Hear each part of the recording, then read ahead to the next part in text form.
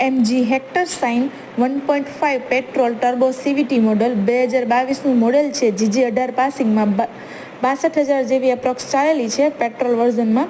Second owner white colour. આ car તમને car exchange showroom પર જોવા મળી જશે. એડ્રેસ જાણીએ તો SG હાઈવે ઉપર દિવ્ય ભાસ્કર પ્રેસની એક્ઝેક્ટ સામે શોરૂમ આવેલ છે.